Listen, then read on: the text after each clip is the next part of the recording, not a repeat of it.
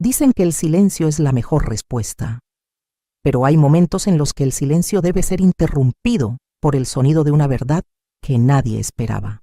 Me llamo Noelia Iglesias, y mientras el vino tinto empapaba mi traje de seda blanca frente a 50 periodistas, mi nuera se reía en mi cara, convencida de que ese era mi final. Ella pensó que me había humillado, que una mujer de mi edad simplemente agacharía la cabeza y se retiraría para llorar. Pero lo que Leticia no sabía, mientras las cámaras captaban su sonrisa de triunfo, es que yo no solo sostenía una copa vacía, sostenía el micrófono que estaba a punto de destruir su fachada.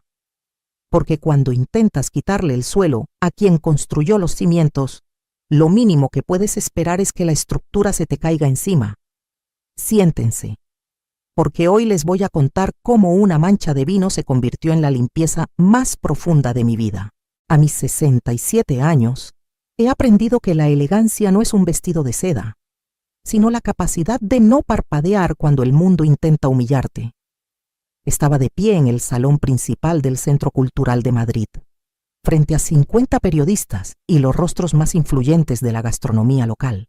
Era la presentación de la Fundación Iglesias, un proyecto que mi difunto esposo y yo planeamos durante décadas para preservar las recetas tradicionales. Llevaba un traje sastre color perla, el favorito de mi marido. Todo era perfecto hasta que sentí el frío. No fue un accidente. Leticia, mi nuera, se acercó con una copa de Rioja tinto. No tropezó. Simplemente inclinó la muñeca mientras me sonreía. El vino se expandió por mi hombro izquierdo, una mancha oscura y violenta que empapó la seda y llegó hasta mi piel.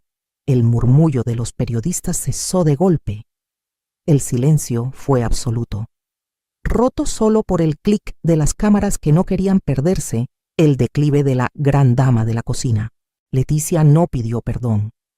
Se acercó a mi oído, lo suficientemente cerca para que su perfume caro me mareara, y susurró: «Ya estás vieja, Noelia. Retírate antes de que la mancha sea tu memoria». Miré a mi hijo, Mateo, que estaba a 2 metros. Bajó la mirada al suelo, jugueteando con su reloj. No se movió. En ese momento, entendí que no era solo vino, era una declaración de guerra por mi patrimonio. Pero Leticia olvidaba algo fundamental: el edificio donde estábamos, la fundación que inaugurábamos y la cuenta bancaria que pagaba su estilo de vida. Tenían un solo nombre en la escritura, el mío. Leticia soltó una risita nerviosa frente a las cámaras, tratando de fingir que había sido un descuido. «Vaya torpeza la mía», dijo en voz alta, mirando a los periodistas. «Mi suegra ya no tiene los reflejos de antes. Creo que la emoción de la edad la tiene un poco dispersa. Era el momento de llorar, de salir corriendo al baño o de insultarla. Pero yo no hago ninguna de esas cosas». Me acerqué al podio. Sentía el vino frío goteando por mi espalda, pero mantuve la espalda recta. Tomé el micrófono con firmeza. No limpié la mancha. Dejé que todos la vieran. «Leticia tiene razón en algo», dije, y su sonrisa se ensanchó. Creyendo que me había doblegado, la memoria es frágil. Por eso, antes de continuar con los planes de expansión que mi hijo y mi nuera han diseñado para esta fundación, debo aclarar un detalle técnico que ella parece haber olvidado en su entusiasmo. Leticia se puso rígida. Mateo finalmente levantó la vista, con una expresión de pánico que conocía muy bien. Era la misma cara que ponía de niño cuando rompía un jarrón. He decidido que la Fundación Iglesias no abrirá sucursales en centros comerciales. Como sugirió la señora Leticia, continué con voz gélida. De hecho, acabo de firmar la revocación de los poderes de firma de los asesores externos. Desde este segundo, cualquier movimiento financiero requiere mi huella digital, incluyendo los fondos para el viaje a París que Leticia anunció esta mañana en sus redes sociales. El rostro de mi nuera pasó del triunfo a un blanco sepulcral en 3 segundos. El trayecto de regreso a casa fue un ejercicio de tensión. Mateo conducía mi coche, un sedán gris que yo misma pagué hace 5 años. Leticia iba en el asiento de atrás. sollozando de rabia, golpeando la pantalla de su teléfono. Seguramente acababa de confirmar que su tarjeta de crédito corporativa ya no funcionaba. «Mamá, ¿era necesario hacer eso frente a la prensa?», preguntó Mateo con voz apagada. «La has dejado en ridículo. El proyecto de París era una oportunidad de negocio. La oportunidad de negocio era vuestra. Mateo, el dinero es mío», respondí sin mirarlo. Observando las calles de Madrid pasar tras el cristal, tirarme vino encima no fue un error. Fue una falta de respeto en mi propia casa. Y tú no dijiste nada. Fue un accidente. «Noelia», chilló Leticia desde atrás. «Eres una paranoica. Estás destrozando nuestra reputación. Tu reputación vive de mi chequera». «Leticia», dije con calma. «Mañana por la mañana quiero las llaves del despacho de la planta baja. He decidido que ese espacio volverá a ser mi estudio de costura. Tus archivadores de marketing estarán en cajas en el garaje». Leticia dejó de llorar y soltó una carcajada amarga. «No puedes hacernos esto. Vivimos en la misma propiedad. Legalmente. La casa es mía. El terreno es mío y el aire que respiras en ese salón lo pago. Yo la interrumpí. Si no te gusta el estudio de costura, siempre puedes buscar un alquiler en el centro. Conozco un par de sitios pequeños que podrías permitirte con tu propio sueldo. Si es que tienes uno». Mateo frenó en seco frente al portón de casa. El juego de poder apenas estaba empezando. A la mañana siguiente, no esperé a que se despertaran. A las 7 de la mañana, un cerrajero de confianza estaba en la puerta. No llamé a la policía ni a abogados. Simplemente hice valer mi condición de dueña. Cambié la cerradura de la bodega, del despacho y, lo más importante, de la despensa de plata. Cuando Leticia bajó a las 10, con sus gafas de sol y su actitud de reina destronada, intentó entrar en el despacho para recuperar su ordenador. La llave no giró. «¿Qué has hecho?», gritó, golpeando la madera noble. «Mis cosas están ahí dentro. Tus cosas personales están en esas 3 cajas de cartón junto a la puerta principal», dije, señalando el pasillo mientras tomaba mi café con total parsimonia. «El ordenador es propiedad de la empresa, y la empresa soy yo. He bloqueado el acceso. Si necesitas algún documento personal, me lo pides y yo evaluaré si te lo doy». Mateo apareció en pijama, frotándose los ojos. Parecía un extraño en su propia casa. «Mamá, esto es demasiado. Es nuestra familia. Una familia no conspira para declarar senil a la madre y quedarse con el control de las cuentas antes de que el cuerpo esté frío», respondí, dejando la taza sobre la mesa con un golpe seco. «He leído vuestros correos en el ordenador compartido de la oficina. Mateo, sé lo del plan de la residencia de lujo para mí». El silencio que siguió fue más pesado que cualquier grito. Me habían subestimado por mi edad, pensando que no sabía navegar por una bandeja de entrada, como era de esperar. Mi hija Elena llamó al mediodía. Elena vive en una zona acomodada de Marbella, casada con un hombre que gasta más de lo que gana. Ella siempre ha sido la aliada silenciosa de Mateo, principalmente porque él le filtraba dinero de la fundación para cubrir sus deudas de juego y sus bolsos de marca. «Mamá, me dice Mateo que te has vuelto loca», dijo Elena, sin siquiera saludar. «Que has cerrado las cuentas y que los estás echando a la calle. ¿Cómo puedes ser tan egoísta? Tienen niños. Tus sobrinos tienen un techo». Elena: «Pero su madre decidió que era buena idea humillarme en público para acelerar mi jubilación», respondí. «Y hablando de dinero, he revisado las transferencias mensuales que Mateo te enviaba bajo el concepto de asesoría externa. No he encontrado ni un solo informe firmado por ti en 3 años. Eso es un detalle administrativo», empezó ella, con la voz temblorosa. «Eso es una donación que se acaba hoy», corté. «Si quieres seguir recibiendo ese dinero, tendrás que venir aquí y trabajar en la fundación, limpiando el archivo, por ejemplo. Empezarías el lunes». «Yo no soy una empleada», gritó Elena. «Entonces no eres una beneficiaria», dije y colgué. Sentí una punzada de tristeza, pero fue breve. La claridad de saber quién está a tu lado por amor ¿Y quién por interés es un regalo que solo la vejez te permite apreciar sin anestesia? Esa noche, decidí que no me escondería en mi habitación. Preparé una cena sencilla, tortilla de patatas y una ensalada. Puse la mesa para 3, como siempre. Mateo y Leticia se sentaron, pero el ambiente era de funeral. Ella no me miraba. Él no paraba de mirar su teléfono, probablemente buscando un préstamo rápido que nadie le daría. He cancelado el servicio de limpieza diario, anuncié mientras cortaba la tortilla. A partir de ahora, solo vendrán 2 veces por semana para las zonas comunes. De vuestra planta os encargáis vosotros. Leticia soltó el tenedor. Yo no sé limpiar una casa de este tamaño. Noelia, es una excelente oportunidad para aprender, respondí con una sonrisa leve. También he dado de baja la suscripción premium de todos los canales de televisión y el internet de alta velocidad. He dejado el plan básico, suficiente para trabajar, pero no para ver series todo el día. ¿Por qué nos haces esto?, preguntó Mateo, con lágrimas de frustración. Solo queremos que descanses, que dejes de estresarte con los negocios. No, Mateo, queréis que desaparezca para no tener que pedirme permiso.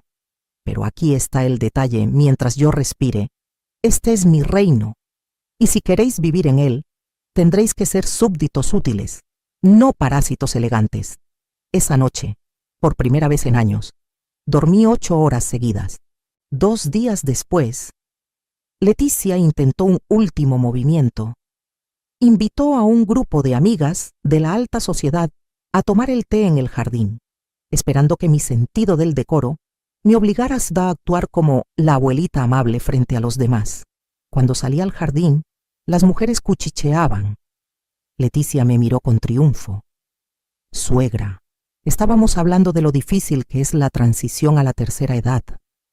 Quizás podrías contarles a mis amigas por qué estás tan irritable últimamente. Me acerqué a la mesa. Leticia quería que el mundo pensara que yo estaba perdiendo la cabeza.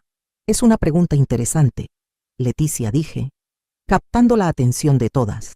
Pero creo que a tus amigas les interesará más saber por qué has estado vendiendo las joyas de mi familia en una casa de empeños de la calle Mayor durante los últimos 6 meses. Leticia se puso de un color grisáceo que nunca olvidaré. Eso es mentira, balbuceó. Tengo los recibos de recuperación. Querida, mentí con total seguridad. Aunque en realidad solo tenía las fotos de los huecos vacíos en mi joyero y una sospecha confirmada por el portero del edificio de empeños. Las he recuperado todas ayer. Lo que me pregunto es, ¿en qué gastaste el dinero si yo pago todas tus facturas? ¿O es que tu familia en Valencia tiene deudas que no nos has contado? Las amigas bajaron las tazas de té. El escándalo social era el único idioma que Leticia entendía, y yo acababa de hablarlo con fluidez. Esa misma tarde, las invitadas se marcharon en un silencio sepulcral. Leticia se encerró en su habitación. Mateo me buscó en la cocina, donde yo estaba organizando los botes de especias. Se veía derrotado. Un hombre de 40 años que finalmente se daba cuenta de que no era nada sin el apellido y el esfuerzo de su madre. Es verdad. No preguntó: ¿lo de las joyas? Lo es, Mateo. Y lo de las cuentas en el extranjero que ella intentaba abrir a tu nombre sin que tú supieras la mitad de los riesgos, dije, mirándolo a los ojos. Ella no te ama, Mateo.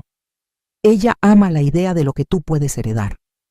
Y tú le has permitido que me trate como un mueble viejo, porque es más fácil que ser un hombre. Mateo se sentó en la silla de madera, la misma donde su padre se sentaba a leer el periódico.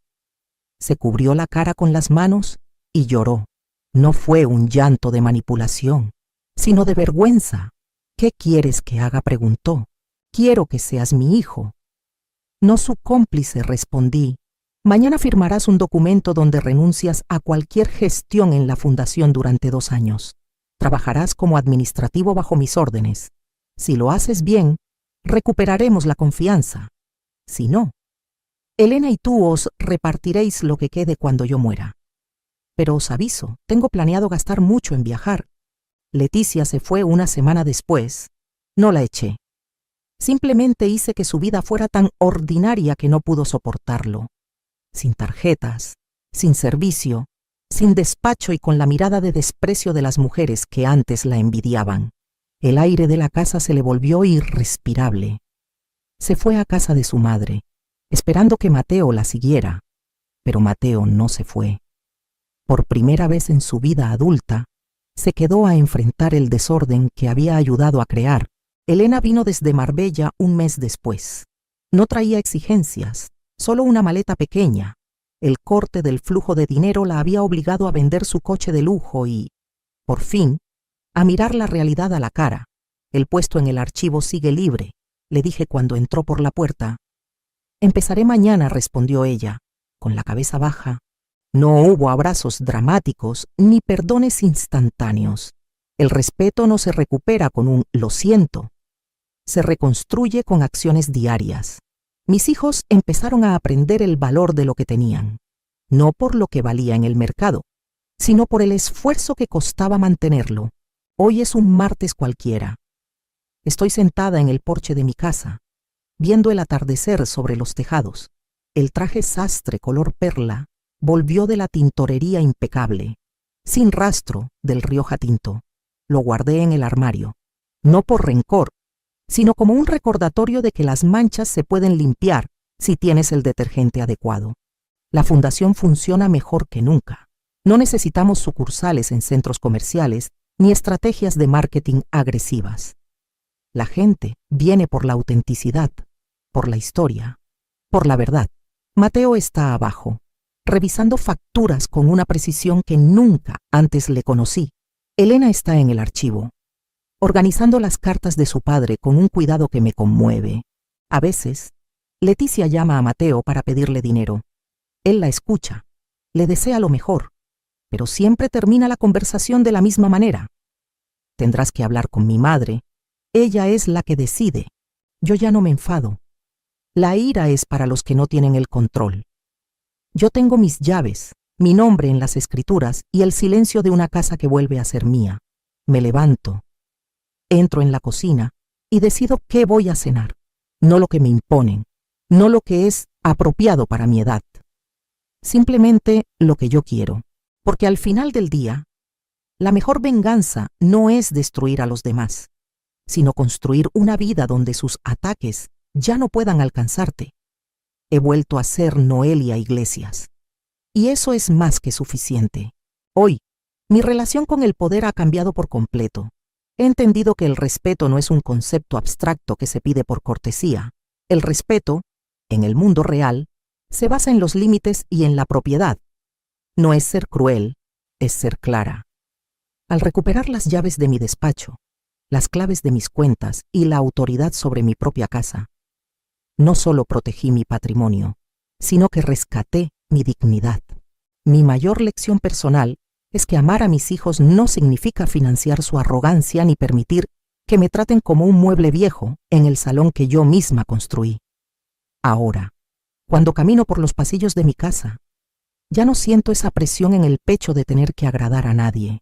El silencio de estas paredes ya no es un silencio de soledad, sino de victoria.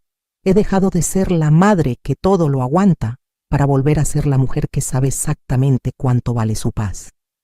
Y esa paz, les aseguro, no tiene precio ni se negocia con nadie.